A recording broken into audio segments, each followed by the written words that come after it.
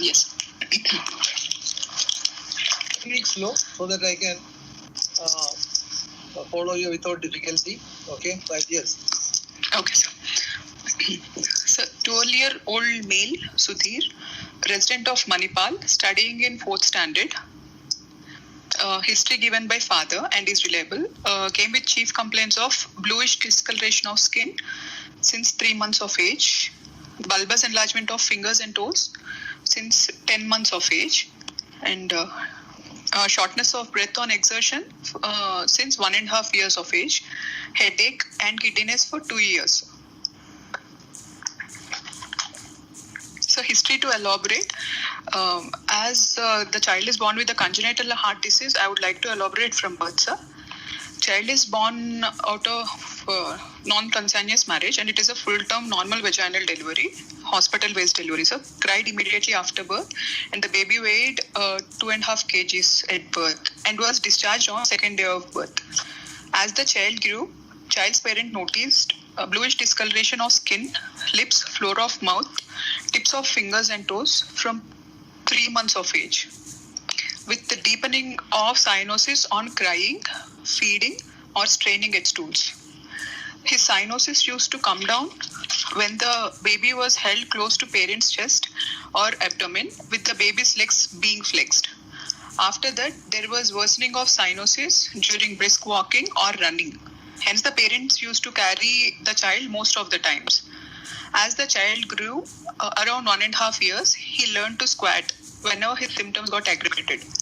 And there is no history suggestive of limpness, loss of consciousness, seizures following cyanosis. And parents noticed bulbous enlargement of fingers and toes from around 10 months of age. There is history of exceptional shortness of breath after the child's activity increased. He used to have shortness of breath on running, taking stairs, playing with peer group, and his complaints relieved with squatting. And there is no history of associated chest pain, palpitations, paroxysmal nocturnal dyspnea, or orthopnea. No history of suck cycle, feeding difficulties, forehead sweating, chest indrawing, or recurrent lower respiratory tract infection.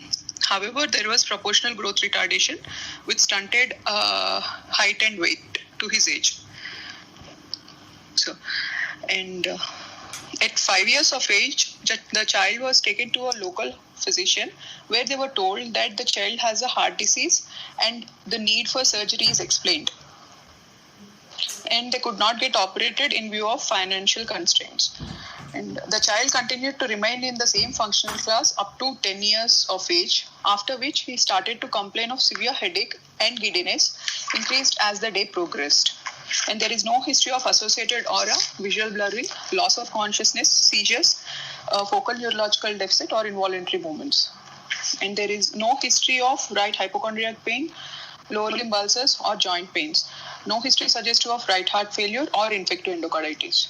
On evaluation by a cardiologist, they were told that the boy's hemoglobin is high and needs a blood let-down procedure at regular intervals, and the need for surgery was insisted. Since then, the boy underwent the procedure at regular intervals and came now for further management. And antenatal history, there is no history of maternal drug intake or infections during pregnancy or gestational medical conditions like diabetes. In developmental history, there is proportionate growth retardation with history of scholastic backwardness in the form of the child currently studying in 4th standard at 12 years of age. Sir. And the motor milestones were achieved at normal age, and he is immunized till date. And personal history, his appetite, sleep, bowel bladder patterns are normal. And sibling history and family history is born out of non-consanguineous marriage, and he has got one younger brother who is hale and healthy. And drug history, he is on a heart rate lowering drug, that is probably a beta blocker, and iron supplements. And to summarize, 12-year-old male child presented with history of cyanosis at 3rd month of life, with history of squatting, with no history suggestive of cyanotic spell, presented in hyperphagia syndrome and undergoing phlebotomy at regular intervals. And the most probable diagnosis will be cyanotic congenital heart disease with decreased pulmonary blood flow condition, VSD-PS physiology. First diagnosis will be TOF, sir, classical TOF, followed by tricuspid atresia, and DORB with subaortic VSD and PS, GTGA VSD PH, single ventricle PS physiology, and AV canal defect PS, and LTGA VSD PS. Yeah. This is a 12-year-old child with cyanosis. Yes, what are the points for you to say that it's a VSD PS situation? Sir, delayed onset of cyanosis, sir. First will be. They noticed only, probably the doctors in the hospital might not have noticed any significant bluish discoloration. So the parents noticed by about 3 months. Okay, the delayed onset of cyanosis. Okay, 1, 2. And prolonged survival, sir. He's 12-year-old currently. Prolonged, sir. Very so good. rules out any complex heart disease. Yeah. If you take the cyanotic congenital heart disease as a whole, if the child survives beyond 2 years, then what is the chance of it being pathology fellow?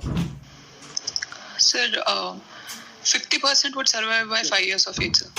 So by 1 year of age, around 66% would survive. No, I'm not asking about the survival of pathology fellow. Okay. But if the cyanotic child is surviving beyond 2 years, the chance of it being pathology fellow is around 50%. Yes. And if the child is surviving beyond 12 years, the chance of pathology fellow being pathology fellow is almost 66%. And if the cyanotic child survives beyond 18 years, sir, there's some disturbance, sir. Excuse me, sir. Sir, can you please repeat, sir? See, if a child survives beyond 2 years, because the most why it is pathology fellow becoming a higher proportion of patients with cyanotic heart disease surviving beyond 2 years, because below the age of 2 years, almost 80 to 90% of patients with transposition, if they are not operated, will die. Yes, sir. So transposition is the large chunk of patients with cyanotic congenital heart disease. All of them will die before the age of, even most, about 90%, if not treated, may die before the age of 1. So those who are surviving beyond the age of 2 will have a VSD PS situation, and most often it is pathology fellow in 50% cases. If they survive beyond 12 years, about 67%, 2/3, and if they survive beyond 15 years, almost 3/4. So as the age advances and the child survives, and if the child is cyanotic, the chance of it being a classical pathology fellow goes on increasing. So this child is 12 years old. So in your mind, you can think most likely this is a case of pathology fellow. From the story, there are plenty of points for you to support this diagnosis. What are the points in the story which will make you think that it could be pathology fellow? Yes, prolonged survival 1, and delayed onset of cyanosis, and squatting history, sir. History of squatting is there. And also, before the child started squatting, there is a history of squatting equivalence. Squatting equivalence, yes. What do you mean by squatting equivalent? The child was put close to parent's abdomen or chest, sir, with the child's legs being flexed. Yeah, when the child is keeping the legs and the upper limbs flexed, that is a squatting equivalent. And what are the advantages of squatting? Squatting. So squatting will initially compress the femoral arteries. That would increase the systemic vascular resistance. So less blood is diverted from right to left.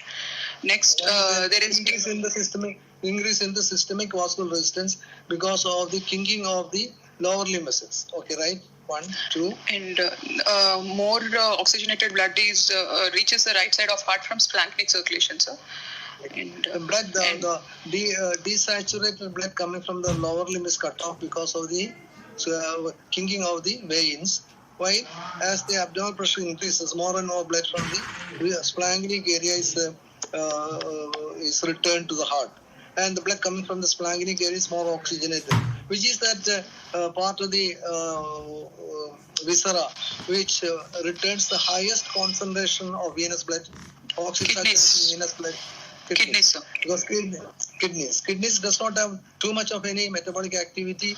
It just is a filter, and hence the blood coming out of the kidney is significantly oxygenated. So when you get blood coming from the kidney and other splanchnic areas, more oxygenated blood will reach the right side of the heart. What is the advantage of more oxygenated blood reaching the right side of the heart? What is the advantage? Respiratory center stimulation will come down. So because okay, that's the nice. carbon dioxide. We are scratching about scratching. You said more oxygenated blood is reaching the right side of the heart. If that is so, how does the right side, the oxygenated blood coming to the right side, help in bringing down the symptoms of the child? Sir, stimulation of mechanoreceptors will come down, sir. Okay, because of the more, see what happens is that when there is more oxygenated blood coming to the right side, even if there is some shunting of the blood from right side to the left side, it is more oxygenated. So oxygen desaturation of the arterial blood will be much less. Yes. Are you getting the point? Yes, sir. So there are three things that is happening when the child is scratching. They are: one, the peripheral resistance goes up, hence right and left shunt comes down. Two, there is the cutting off the venous blood coming from the lower limbs, resulting and more blood coming, more venous return coming from the splanchnic area, hence more oxygenated blood comes to the right side of the heart. And even if there is some degree of right to left shunt, that will result in less of arterial desaturation. Because of this, child immediately improves. So scratching usually indicates a low flow situation. And pathology fellow is a very common condition where there can be scratching. And what are the situations where you can get scratching? Other than, can you get scratching in any situation other than low flow situation? Other than low flow situation, sir?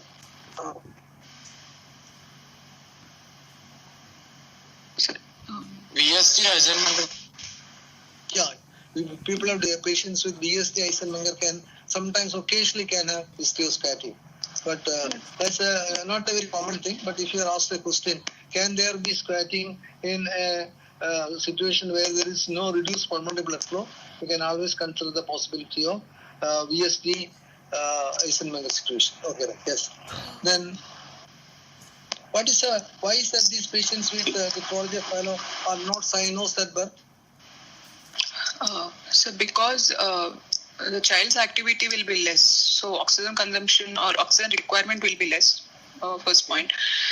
Secondly, the infundibular spasm is not severe, and there will be patent ductus arteriosus or presence of fetal hemoglobin. So presence of fetal hemoglobin is more important than the presence of duct. Because why the presence of duct is very insignificant? Why it is insignificant? Because it will close once the child starts breathing, sir. Higher chances of it to close. It may take some, let us say, for physiological closure, quickly it can happen within 24 hours. But anatomical closure may take a little more time. But what is the peculiarity of duct in a patient with pathology fellow? Is it a small duct or a big one? What is happening? It is relatively large, sir, because more deoxygenated blood goes through it. And what is the duct is sensitive to oxygen. What is the normal fetal circulation? Normal fetal circulation after venous return to right side of heart through patent foramen or oval, it reaches the left side of heart, sir. Okay. From there to LA to LV to aorta, from ductus patent duct to the pulmonary artery, and to systemic circulation. So from the pulmonary artery it goes through the patent ductus arteriosus to systemic circulation. In a patient with in a pathology fellow, how much blood is flowing to the pulmonary circulation? after birth, sir? No, before birth, after birth or before birth, whatever may be the situation. Intrauterine child won't be affected, sir. No, that's not the question. Compared to a normal person, what is in a patient with pathology of fallow, in the uterus, is more blood going to the pulmonary system or less blood going to the pulmonary system? Less blood, sir. Less blood is going. So when there is less blood going to the pulmonary system, how much blood should be shunted onto systemic circulation? More blood, relatively. Why? When there's the function of the patent ductus arteriosus is to divert the blood coming through the pulmonary artery onto the descending thoracic aorta. If there is only a small quantity of blood is coming through the pulmonary artery, what should be the size of the duct? Okay, it should be small. It should be small. So in a patient with tetralogy of fallow, the quantity of blood going to the pulmonary artery itself is small because there is an infundibular stenosis and the blood can be shunted across the VSD onto the arterial system. So the amount of blood going to the pulmonary artery also is significantly low. Hence the duct itself is small. So the duct is not very large in the tetralogy of fallow, but whatever is the duct there, it can help the tetralogy of fallow patients not becoming immediately cyanotic. So the main benefit is because of the fetal hemoglobin. The duct also plays a part. Okay, right. Yes. So what is the reason for this child is having severe headache and giddiness? Sir, hyperviscosity. Yes, most likely it must be hyperviscosity because the child has been told that he has got an increased hemoglobin and he has to have bloodletting. Did you ask the child or the parents after repeated bloodletting, was there a reduction in his symptoms? Yes, sir, there was a reduction in symptoms, sir. His giddiness has come down relatively. But he needed it periodically. Yeah, so obviously the symptoms must be related to viscosity of the blood. What are the cerebral complications of a tetralogy of fallow-like situation? Sir, paradoxical embolism. Paradoxical embolism, very good. There can be cerebral abscess. Cerebral abscess, yes. Cortical sinus venous thrombosis. Yes, or cortical sinus venous. Hypoxic ischemic encephalopathy. Yes, I think vertebrobasilar insufficiency can be there. That's it, all means the same. So these are the four things that can happen. One is these patients can have paradoxical embolism, patients can have brain abscess, then cortical venous thrombosis, and hypoxemic encephalopathy. So these are the problems that can happen. So whenever the patient is complaining of headache, you must always think whether the child is having any of these problems. Okay. So this most likely must be polycythemia. Okay.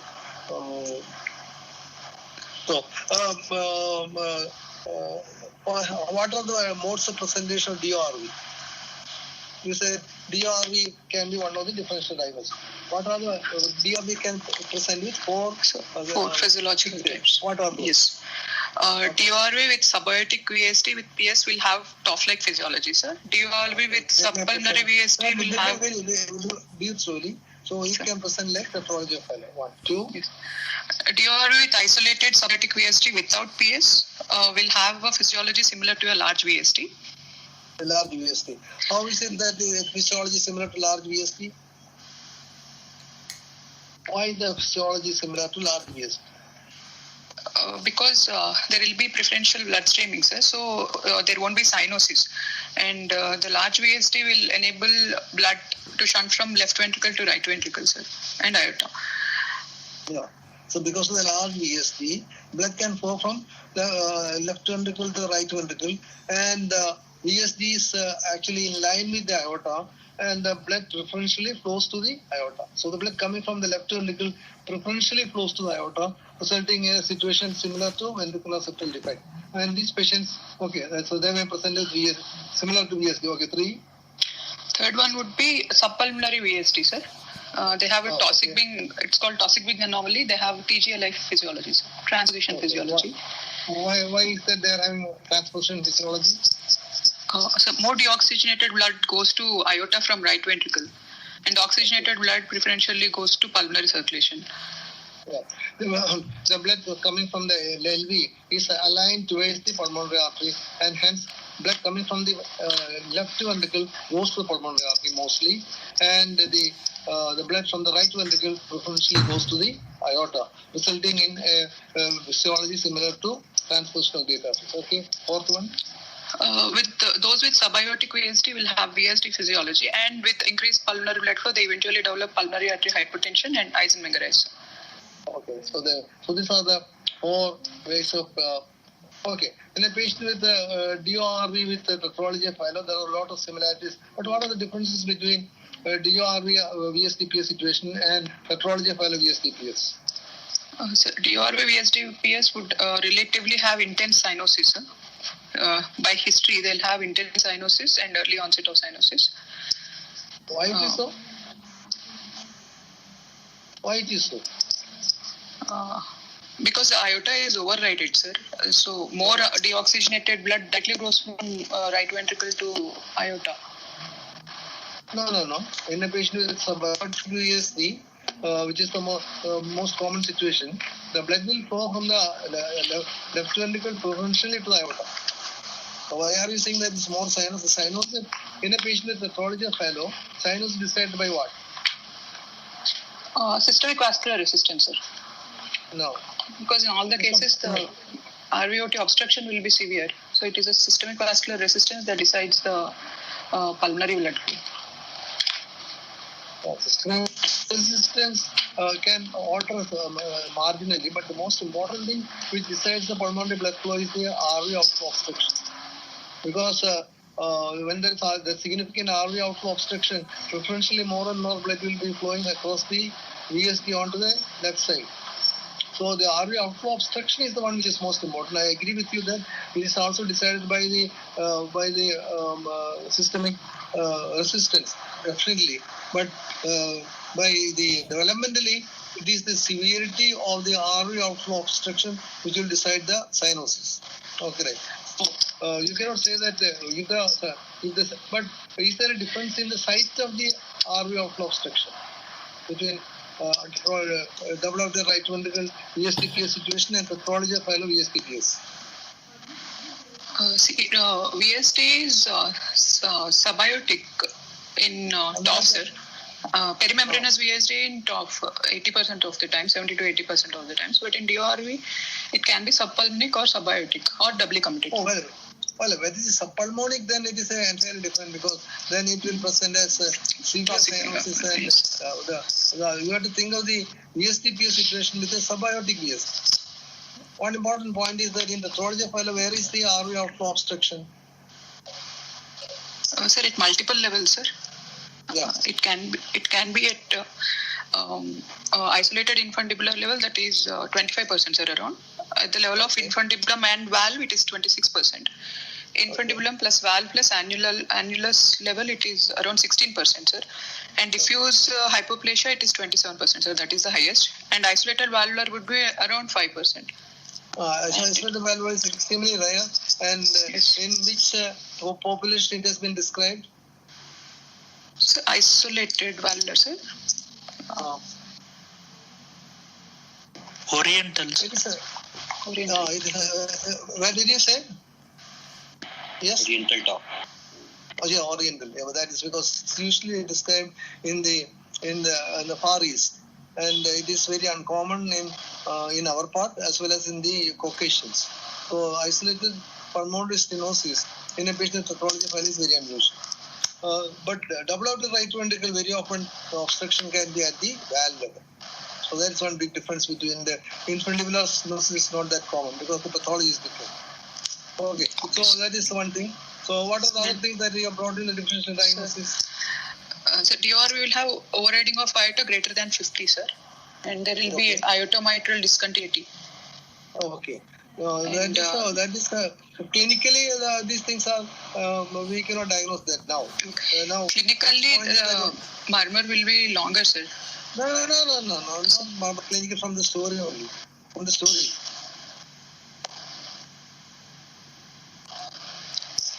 From the story. Is the child having cyanotic spells? No, sir. No cyanotic spells, sir. If there is cyanotic spells, that will be more in favor of DORV. No. Nephrology fell. That is because the infundibulum spasm can give rise to cyanotic spells, and cyanotic spells are very infrequent in a double outer right flow situation, double outer right ventricle situation. Okay. So, do you think that it is? You said it is tricuspid atresia. Yes. With tricuspid atresia with VSDPS. Do you think that is a very strong differential diagnosis, or you just want to discuss it as a possibility? Tricuspid atresia with VSDPS physiology, it is a differential, sir. Yeah. It can be considered, but obviously the type 1B atresia, are they cyanotic from birth, or they have got delayed cyanosis? There are subsets who present with cyanosis at birth, sir. There are subsets who present with delayed onset of cyanosis. With VSDPS physiology, like type 1B, they present with delayed onset of cyanosis. Okay. What decides the delayed onset of cyanosis? It's the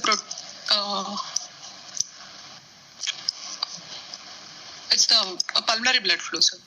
Pulmonary blood flow. See, the cyanosis is mostly decided by the degree of pulmonary blood flow. So, if the pulmonary stenosis is not very significant, then these patients can have a delayed onset of cyanosis. But otherwise, since this is something like an admixture lesion, these patients can be cyanosed from early childhood. So, this child was not to have cyanosis only from 3 years of age. So, I will 3 months, sir. 3 months. 3 months of age. 3 months of age. So, I will consider tricuspid atresia slightly on the lower list.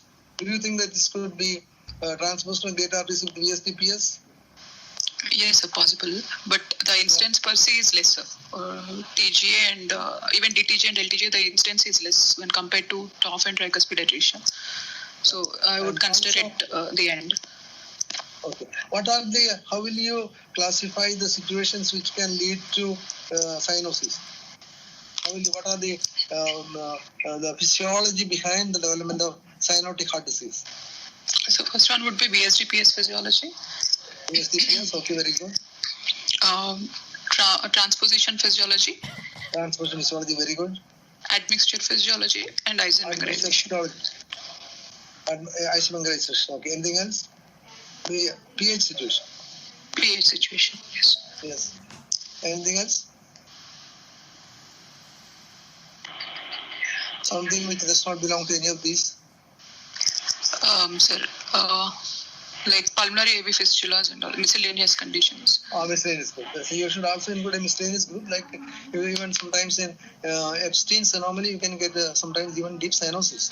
So yes. Epstein's anomaly can be considered. So you should always put a miscellaneous category, which include pulmonary arterial fistula. And systemic venous connection anomaly, sir, like IVC to LA or SVC to LA. Can we consider those? Yeah. Those are also can be considered. But that is actually you can even put it as just like arterial transposition. It can be a venous transposition. Yes. Whenever the blood from the IVC and SVC drains to the left atrium, it becomes a venous transposition. Okay, but then miscellaneous definitely Epstein's anomaly, and you can include pulmonary arterial venous fistula. Oh, okay, right. Now coming to the physical findings. Sir.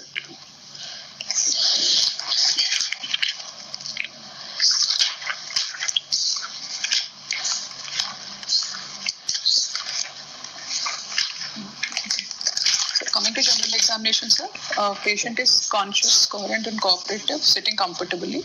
He is thin built, his height is 138 centimeter, weight is 32 kgs and BMI is 16 and less than 2 standard deviations, sir. And he is central uniform cyanosis. So no dysmorphic features, sir. I got the earpod. I can't hear you. So there is some disturbance, sir. Yes. The child is thin built. His height is 138 centimeters, weight is 32 kgs, and BMI is 16 kg per meter square, and less than 2 standard deviations, sir. And no dysmorphic features. Yes. What about his height? Height is all right? 130, 130. No, sir. There is proportional growth retardation, sir. Yeah. So he is the height is also retarded, and also he has got he's very thin, underweight. Okay, right? Yes. Sir, no dysmorphic features, sir. Skin, oral cavities, skull and spine are normal. And there is central uniform cyanosis with saturation of 78% in all 4 limbs. And there is grade 3 pan-digital clubbing, sir.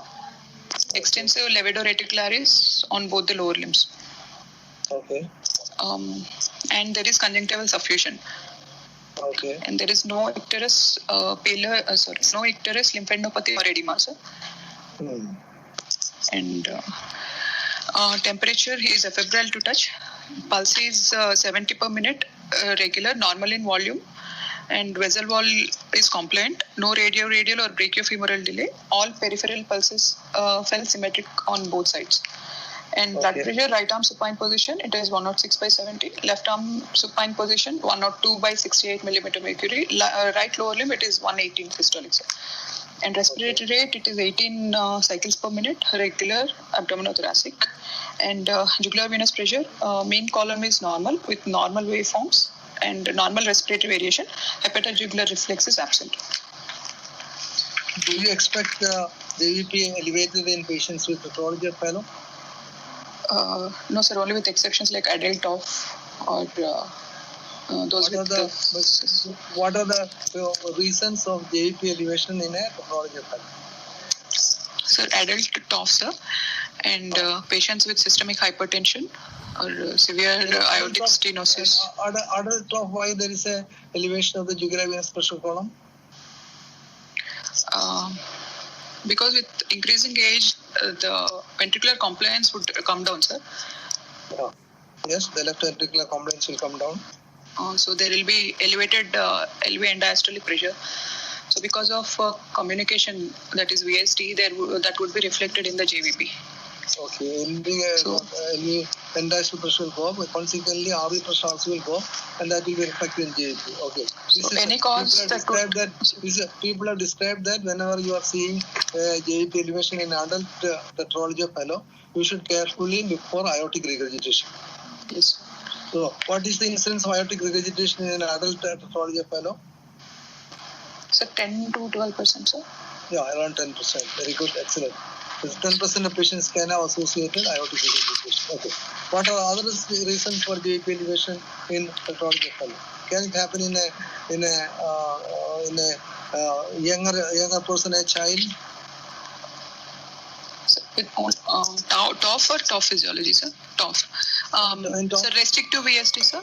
TOF with restrictive VSD, Hoffman variant. No, usually the VSD in pathology fellow is not restrictive. Can become restrictive during diastole? Yes. Or the size comes down with STL, that is septal tricuspid leaflet prolapse, or prolapse of RCC. Sometimes it has been described that the tricuspid leaflet can partially come and cause the VSD during diastole, resulting the RV getting separated from the LV, and that can result in a elevated right atrial pressure. Because of the LV, RV diastolic pressure may be higher because of the RV hypertrophy. It is because of the partial closure of the ventricular septal defect by the tricuspid valve, especially the septal leaflet of the tricuspid valve. What is the next reason? Stenosis or systemic hypertension. Even people have described that some of these patients with pathology of phyla can have tricuspid regurgitation also. And when they got tricuspid regurgitation, sometimes you may be able to see elevated jugular venous pressure column. So there are some of the patients, a small percentage of patients with pathology of phyla, jugular venous pressure can be elevated.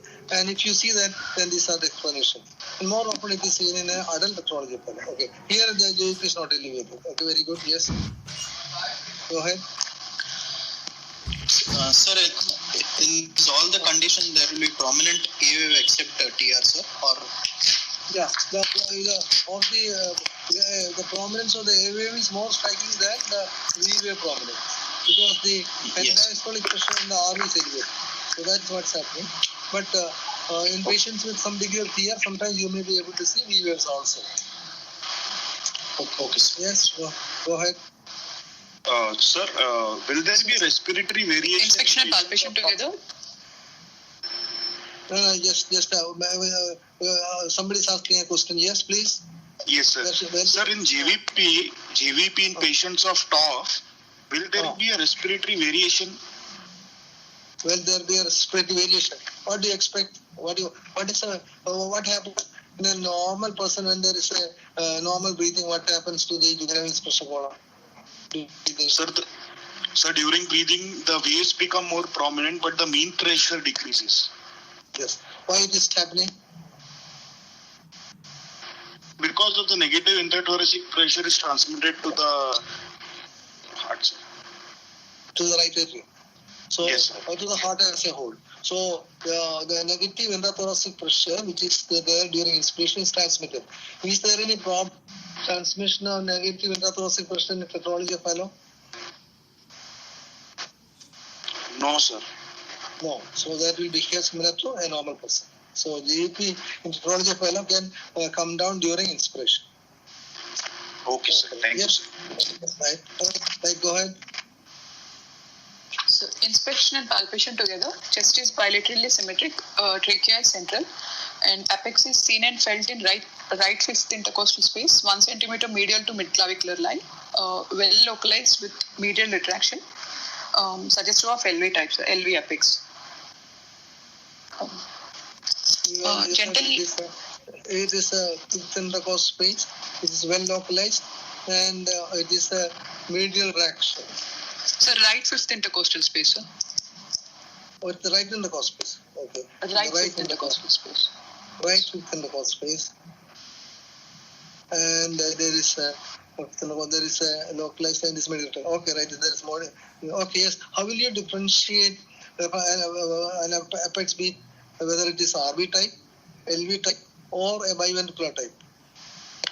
So, in LV type, it will be more localized, confined to 1 intercostal space with medial retraction, sir. Okay. And if it is enlarged, if it is dilated, then it would be displaced down and out.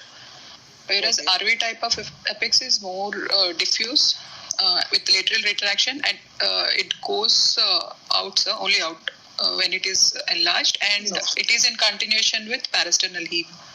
Okay. The RV apex can sometimes it is more diffuse, less localized, and mostly it is out. But sometimes it can be down also, because out is more prominent than it being down. Okay, right. When biventricular?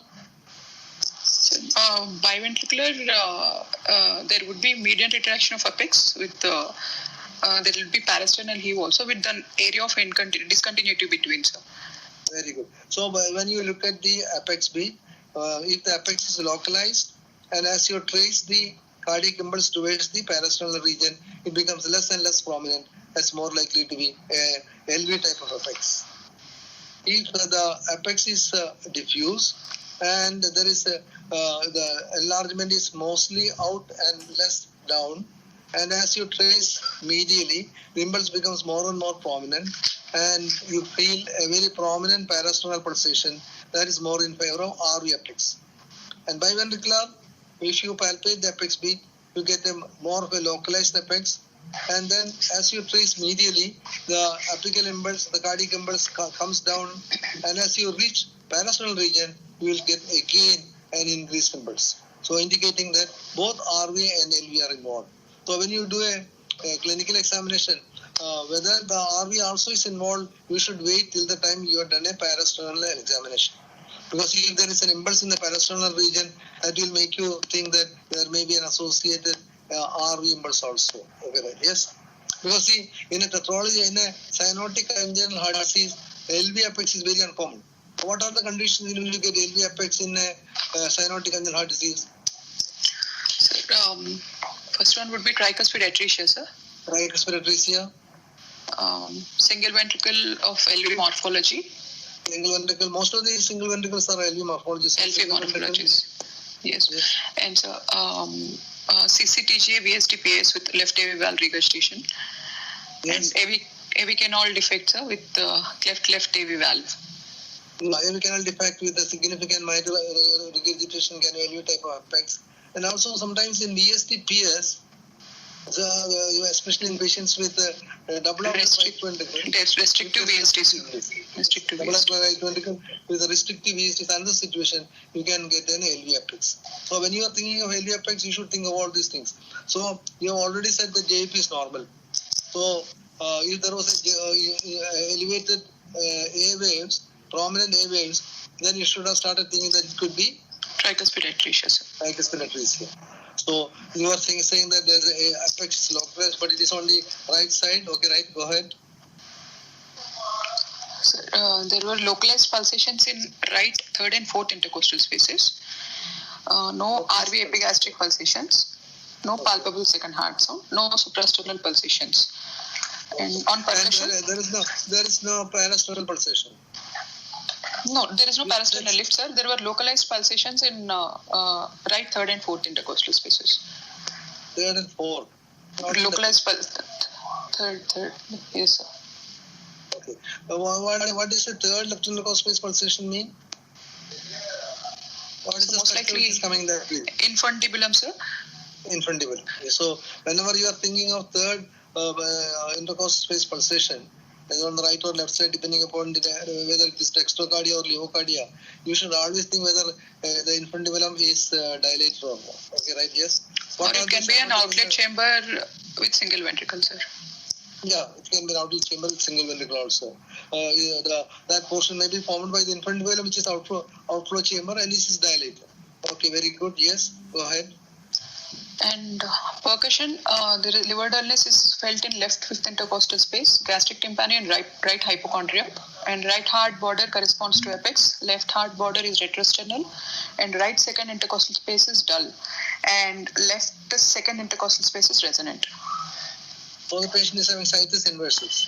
Situs inversus. The liver dullness is on the left side, and gastric tympani on the right. The gastric resonance is on the left side.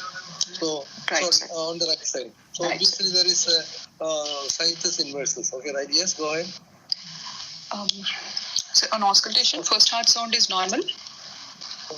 Second heart sound is single, and there is no S3, S4 or ejection click, sir. No added sounds. Okay. And I could hear a single murmur, sir. In right third intercostal space, in the parasternal area, a mixed frequency, harsh, grade 3/6 ejections, grade 3/6 intensity, crescendo decrescendo ejection systolic murmur with early peaking and long duration. Now, why do you want to say crescendo decrescendo ejection systolic murmur? It is a morphology of it, sir. No. When ejection systolic murmur itself. Yes. Yeah. But when you use the word ejection systolic murmur, what all things does it imply? There will be a obstruction at an outflow tract level, sir. Yeah. When you use the word ejection systolic murmur, you mean three things. One, the murmur is because of the ejection of blood from an LV from a ventricle to a vessel. Yes. Two. Yes. There is an obstruction. It's a mid-systolic murmur. Three, it is a crescendo decrescendo murmur. When you are using the word ejection systolic, it implies 3 points. One, it is because ejection of blood from a ventricle to a great vessel. 1. 2, it is a mid-systolic murmur. And 3, it is a crescendo decrescendo murmur. So all these three things are implied when you are using the word ejection systolic murmur. Okay, you can separately describe also, but when you use the word ejection systolic murmur, you are implying all these things because you have to think of the diagnosis based on you have described this murmur as an ejection systolic murmur. Okay, right? Yes. So there is a grade 3 long duration murmur. Long duration murmur. Long duration murmur. What is the degree of cyanosis? So it was 72, sir. Saturation. No, that's right. Okay. Clinically, is it severe cyanosis or? The child was relatively dark, but yet the cyanosis was seen, sir. Intense cyanosis only. Yes, sir. In a pathology file, what is the relationship between the cyanosis and length of the murmur? It is inversely proportional, sir. Inversely proportional. Why it is so? Sir, it means that the RVOT obstruction is severe and there is unobstructed right to left shunt. Yeah, because see, in a patient with tetralogy fellow, the cyanosis is decided by the RV outflow obstruction. When the RV outflow obstruction is severe, there is more right left shunt and less of flow across the RV outflow. And hence the murmur secondary to RV outflow, the flow across the RV outflow significantly comes down and becomes shorter, and the patient will have significant cyanosis. They're inversely proportional. Whenever there is a disparity between the cyanosis, this relationship between the cyanosis and the length of the murmur. The length of, you are described the length of it is a long murmur, and the child is having severe cyanosis. So I will have great difficulty in diagnosing tetralogy of Fowler because the length, the murmur is long, and the cyanosis is significant. What is the gradient across the RV outflow in a patient with mild, moderate, and severe tetralogy fellow? Sir, in all the types, the gradient will be high only, sir. Obstruction will be severe only. No. In a tetralogy fellow with mild, moderate, and severe tetralogy fellow, what will be the gradient across the RV outflow? Will be same. Severe only, sir. Severe only. It will be the same. Yeah, same. Then it will be the same. So in a mild, moderate, and severe tetralogy fellow, the gradient across the RV outflow is the same. Then what is changing? Why? Systemic vascular resistance. Blood flow, sir. Blood flow. So the gradient is decided by 2 points. One, the obstruction, and two, the quantity of blood flowing across that obstruction. So when at a mild tetralogy fellow, the obstruction will be less, but more blood will flow across the RV outflow. In patients severe tetralogy fellow, obstruction will be severe and small quantity of blood will flow. Hence, in a mild tetralogy fellow, there will be a long murmur, and in a severe tetralogy fellow, murmur will be relatively short. So that is why there is a disproportion between the murmur and the cyanosis. The more severe the cyanosis, the shorter the murmur in the tetralogy fellow. Okay. So here you are getting a long murmur and relatively severe cyanosis. Okay, go ahead. No other murmurs I could hear, sir, in extra anatomic side. I just want to verify one point. You said second sound single, but is it loud or normal? Loud, sir. Single and loud. Single and loud. Okay, great. Okay, single and loud. So why the second sound is single? Tell me conditions where the second sound is single. What are the mechanisms by which the second sound becomes single? Sir, in conditions with the single great vessel like aortic atresia or pulmonary atresia, or if there is a single trunk like truncus, okay, there would be absolutely first single second heart sound, sir. Okay. And single second heart sound maybe because of there is only one valve. Very good. Yes. And it can be due to decreased blood flow across one of the great vessels, sir. And so what? So because of decreased blood flow, sir, the one of the components of A2 and P2 would be softer. So relatively, only one. Sir, pulmonary stenosis. Severe pulmonary stenosis, P2 won't be audible. No. Very often in severe pulmonary stenosis, what you are hearing is P2, and the A2 is masked by the murmur. In severe pulmonary stenosis, what happens is the pulmonary stenosis murmur is so prolonged that the A2 is actually submerged in the murmur, and what you are hearing is P2. So that's another situation. The murmur actually masks one of the sounds, and the only other sound is audible. Example: severe pulmonary stenosis. The same thing can happen in patients with aortic stenosis. Where the murmur can be quite prolonged, and it can actually mask the P2. Okay, right? Yes. One murmur masking one sound. Yes. Another mechanism. And altered great artery relations, sir, like LTGA, because the pulmonary artery is more posterior, so P2 is not heard. Yes, especially when the pulmonary artery is posterior, then the second sound, pulmonary components may not be audible at all. So what you are hearing is only the aortic component. Very good. Yes. What else? And in conditions like in cyanotic conditions like TOF, because there is decreased blood flow through pulmonary artery, there is increased blood flow through aorta. So the aorta is dilated. Yes. And it comes more close to chest, so A2 will be more louder. Yeah, relatively, the aorta is slightly more anterior than normal in the Trollinger column. It's larger aorta, and the flow across the pulmonary is very feeble or very small. That will result in a feeble second heart sound, which may not be audible. So, okay, right? Yes, the feeble second heart sound in conditions like the Trollinger fellow not being transmitted to the chest wall. Okay, what else?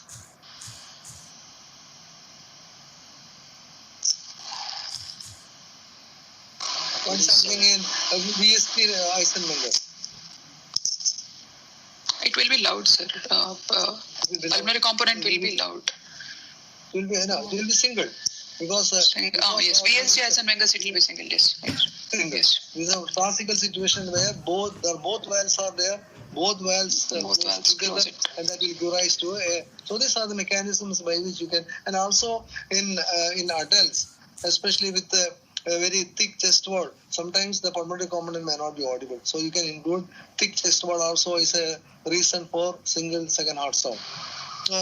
So all these are the mechanisms by which you can think of second heart sound being single. So why in this patient the second sound is loud? So because of the dilated aorta and anteriorly related aorta. Here the right second intercostal space was dull. So probably the aorta is more anterior. Okay. Out of these two, which one you think is more likely? Is it aorta anterior or aorta large?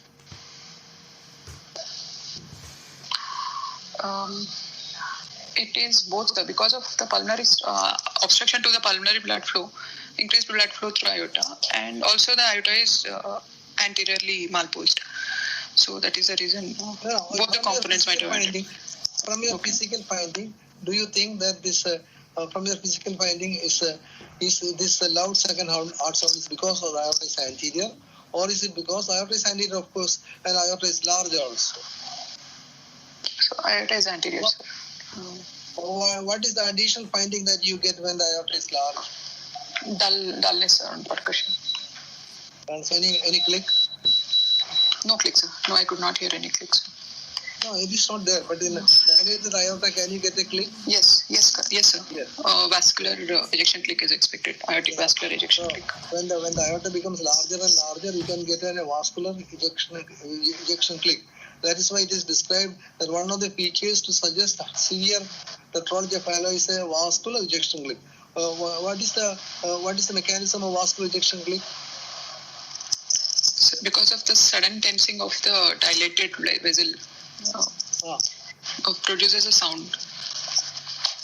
Sudden tensing of what produces sound?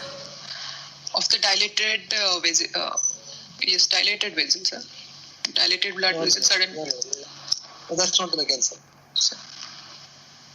Brisk elastic recoils. Beg your pardon? Brisk elastic recoil. What is the mechanism of vascular click? Vascular ejection click. The click can be due to a valvular cause or can be vascular cause. What is the mechanism in a valvular click? What is the mechanism of valvular click? Valvular click due to doming and abrupt halting movement of valve. Yes. It is because of the doming and sudden stoppage of the doming valve will give rise to the click. Okay, right. Very good. What is the mechanism of vascular click? Yes. What is the mechanism of vascular click? So forceful ejection of blood will be there, sir. Because of the dilated aortic root, sir, there is turbulent flows in the aortic root, which leads to the. That's not the mechanism. Vascular leak is because every time when the valve opens, there is a small noise. Every valve opens, there is a small noise. There is a vibration. But this vibration is not audible to our human ears. But when there is a dilated chamber, these minor sounds can get resonated, and that becomes audible to the human ear. It is because of the resonance of the opening noise of even a normal valve, which is resonated in a large chamber, which becomes audible to the human ear. The conditions which can give rise to this situation is even large pulmonary dilation, Eisenmenger syndrome. It can happen in patients with dilated aorta, aortic systemic hypertension, aortic aneurysm, the idiopathic dilation of pulmonary artery. There are so many conditions in which when the vessel is large, the opening noise can get resonated and it becomes audible. So here, since you are not hearing it, I would think that aorta may not be large, but aorta is anterior. That is why the pulmonary second sound is single and loud. Okay, right? Yes, go ahead. So other system examination is normal, sir? No, but what are the things that you will specifically look for? So no other murmurs, sir, in the extra anatomic site or back? What are the murmurs that you looked for? So continuous murmurs of MAPCA or any. Yeah, it is very important for you to look for continuous murmurs. Which are the areas where you look for continuous murmurs? So the back or the infrascapular area, infraclavicular area and axilla. Yeah, infraclavicular area, both bilateral infraclavicular area is the very common site for continuous murmur. And axilla and infrascapular also you can hear, but the most you should always specifically look for continuous murmur in the two infraclavicular areas. Okay. So anything else you want to mention? Do you want to do some maneuver? Maneuver to study the murmur better. Do you think that you would like to make the patient squat and auscultate?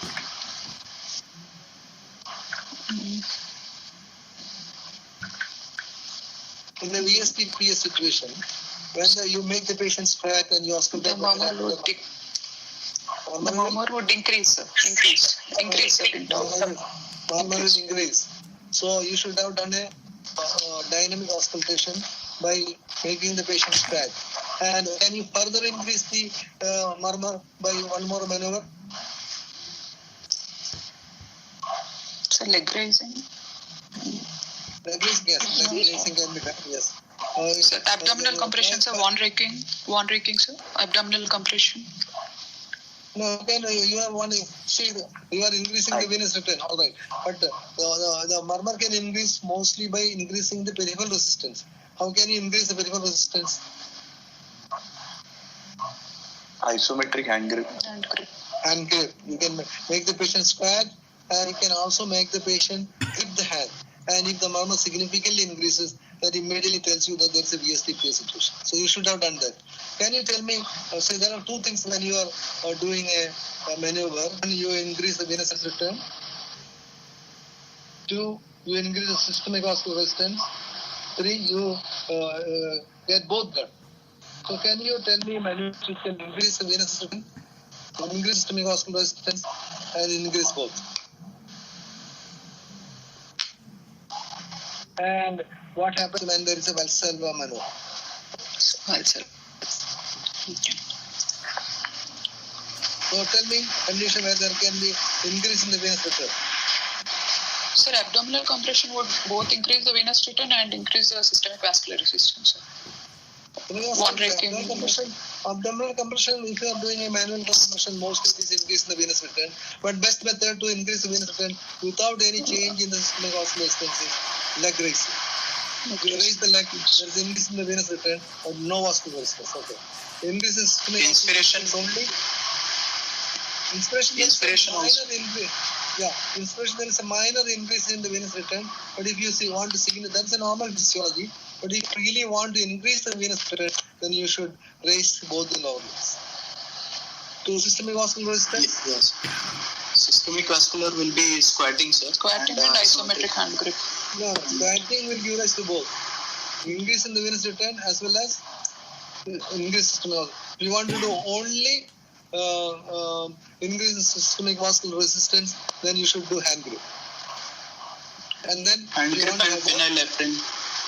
Yeah, this is a maneuver, but then you are doing a medication also. But the pure maneuver, a hand grip will increase the systemic vascular resistance. When you make the patient squat, there is an increase in the venous return as well as increase in the systemic vascular resistance.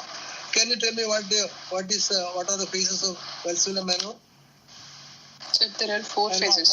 What happens to the murmur in tetralogy of Fallot when you are doing Valsalva maneuver? So 4 phases, sir. Initiation of phase, maintenance of phase, initiation of strain, maintenance of strain, release of strain, sir. Okay. So phase 2, the murmur would decrease. Tell me what are the hemodynamic changes in all these phases? So phase 2 and 4 are dynamic, sir, because there would be heart rate and blood pressure variation. Okay. What is phase 1? Initiation of strain, sir. Okay, initiation of strain. It is a passive elevation of the. There's a minor passive elevation of the. Intrathoracic pressure, sir. There's a passive elevation of the systolic blood pressure. It is because of what? What is the mechanism? Compression of the blood vessels. It is because of the elevated. You are not audible to me. Can you speak to the mic? I can't hear you. Your voice is dying out.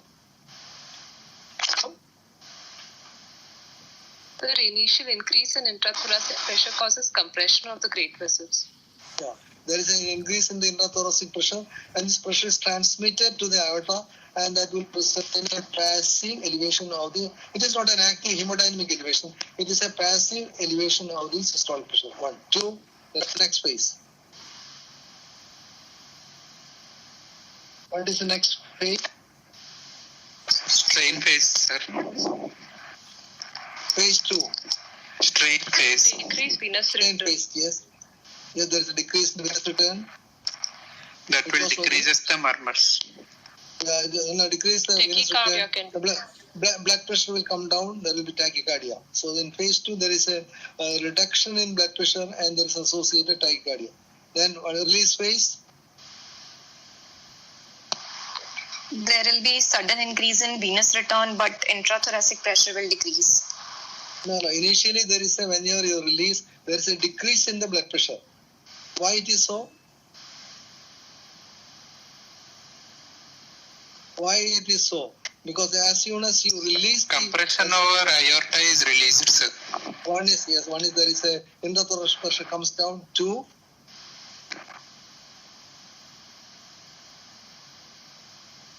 Decreased venous return decreases the cardiac output. Decreased venous return to where? So the pulmonary compliance increases, so the left Pulmonary capillaries hold back the blood. Yeah. Actually, when there is a release phase, there is an increased venous return on the right side, but there is a decreased venous return onto the left side. That is because of the decreased venous return onto the left atrium, resulting in slightly lower blood pressure, followed by immediately the pressure shoots. It actually even overshoots, and that is the release phase. So can we say there will be pooling of blood in pulmonary veins, sir? Yeah, you are right. There is a decrease. As soon as the strain phase is released, there is a expansion of the pulmonary capillaries, more pooling of the blood, and there is a decreased venous return onto the left side of the heart, to the left side. And phase 4 will be overshoot phase, sir. The overshoot phase. Okay, so and the most important phase actually is the phase 2, the strain phase. And what will happen to the murmur in a patient with a strain phase and the release phase? Strain phase, there will be decreased venous return and tachycardia will be there. So reflex tachycardia will be there. Yeah, there's a decrease. So the murmur would decrease, sir. Murmur would decrease. Yeah, very good. Yes. And in the next phase. Sir, I can't hear you, sir. When followed by release phase, what will happen in the release phase? So release phase, there won't be any change, sir. there would be any change in the heart rate. And overshoot case again, the heart rate will, there will be reflex tachycardia. Increased venous return and reflex. So, in the release phase, initially there is a decreased venous return onto the left atrium and the left ventricle, resulting in lowering of the systemic pressure. So what will happen to the tetralogy file? The shunt will become? It'll increase. The shunt will increase. Shunt will increase and murmur will decrease. Murmur will decrease. Very good. So immediately on release, there is a decrease in the murmur, and then subsequently murmur becomes audible.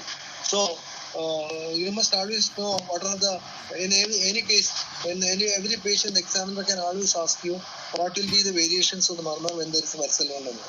That will give you a good understanding of the physiology of the production of the murmur. Okay, then. So here you didn't do any maneuver at all. You should have done at least a squatting, and if in addition to that, you should have done a hand grip also to make out what happens to the murmur with squatting and also by hand grip. That would have given you more solid information about the murmur. Very good. This is very important sometimes in patients with mild tetralogy of Fallot.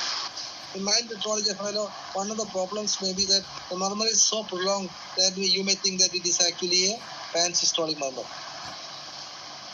Yes. So sometimes when you do these maneuvers by squatting and by hand grip, if the murmur significantly increases, then you can relatively think that most likely it is a mild tetralogy of Fallot.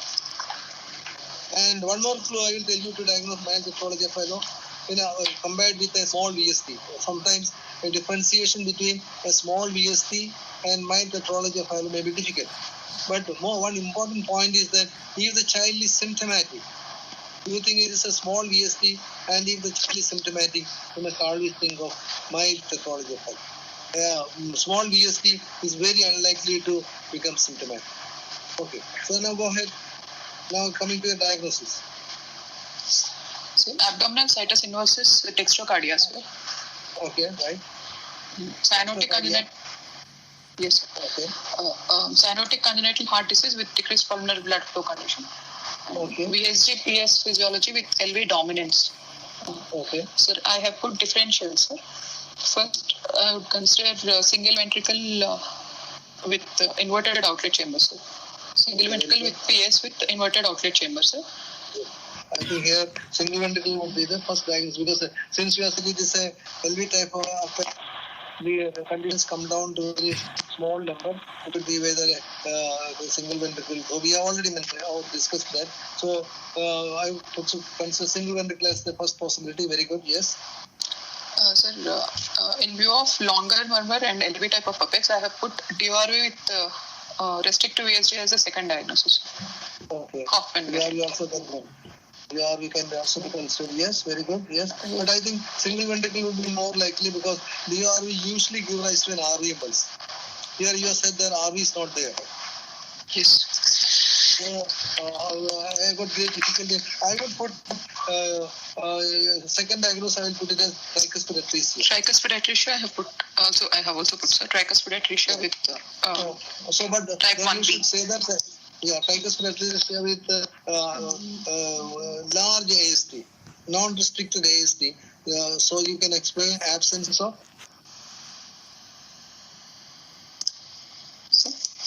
When there is a large AST in a tricuspid atresia patient, what physical indicators?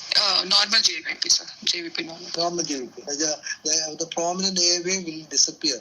So in a patient with, when you are diagnosing tricuspid atresia, and you are not seeing any prominent airway, you should consider the possibility of a unrestricted large AST. Okay, right. So that would be my second diagnosis. And third would be, I will put DRV also. Okay, right. Any other diagnosis you would like to explain? So CCTGA with VSDPS with left airway valve regurgitation, as the murmur is long. But do you think you have said it is ejection systolic murmur, so you are not long? It is long, so. So maybe is it a pansystolic murmur or a mid-systolic murmur or an ejection systolic murmur? Once you use the word ejection systolic murmur, then you are committing that it is because of an ejection of blood from a ventricle to great vessel. But if you think that it is a mid-systolic murmur, prolonged mid-systolic murmur, you can still use the word that there is a mid-systolic murmur. You have got an option of discussing all possibilities. But when you are used to ejection systolic murmur, then you are committed that the murmur is because of the ejection of blood from the one ventricle to a great vessel. Okay? Right. So, I also L transposition. So, followed by with L transposition of great artery, sir. Because is it common in L transposition? Is it common in a dextrocardia with situs inversus? Sir, with single ventricle of LV morphology with inverted outlet chamber, the great vessels will be L transposed only, sir. The aorta will be to the anterior and left of pulmonary artery. Then most of the patients with single ventricle will have transposition physiology. But L transposition is more frequent when the patient is having dextrocardia with situs. Sir, no, sir. Isolated levo, sir. Situs inversus with levocardia, CCTJ is more common, sir. LTJ is more common. In both situations, because if the patient is having dextrocardia with situs solitus, they can also have 50% of them can have transposition. So L transposition is more frequent when there is the visceral ventricular when there is a levocardia with situs inversus or retrocardia with situs solitus, there is a higher incidence of L transposition. Okay, here transposition also can be entertained. Out of this, why do you think that it is a single ventricle? What are your points to say that it is single ventricle? Sir, presence of pulsations in the third and fourth intercostal spaces. So that can be due to inverted outlet. That can be due to inverted outlet chamber. First is LV type of appendix. LV type of appendix. Yes. No RV impulse. RV outflow-releasing impulse is felt. Okay. All these put together, a possibility of single ventricle is a very strong possibility. Very good too. And restricted bulboventricular foramen can give a long murmur, sir. Oh, you are thinking that. So you don't think that. You are thinking that you are not considering the possibility that it is because of the flow across the RV outflow, or rather outflow region. The right shaded. You are not suspecting the possibility of RV outflow obstruction. RV outflow obstruction is there, sir. It is always there in VSDPS physiology, but here also the systemic artery obstruction, sir. There is an obstruction at the level of outlet chamber to the aorta, sir. So that will give a longer murmur. Why do you want to consider that? What is your point? Because the restrictive VSD would give a longer murmur, sir. I agree on that point. But in a single ventricle situation, do you expect that there can be restricted VSD and a long murmur? You are entering single ventricle. That's very odd. I think I will not discuss that point. I will stay with you. All the points that you said is very good. That is single ventricle, and also the explanation of the third left intercostal space, right intercostal space pulsation. All those things are fine. But I will not consider the possibility of a restrictive VSD in a single ventricle physiology. Right. What about do you think that it can be tricuspid atresia?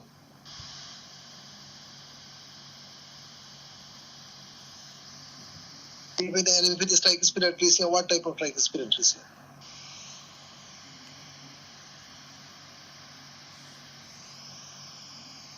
Hello, are you able to hear me? Hello, sir.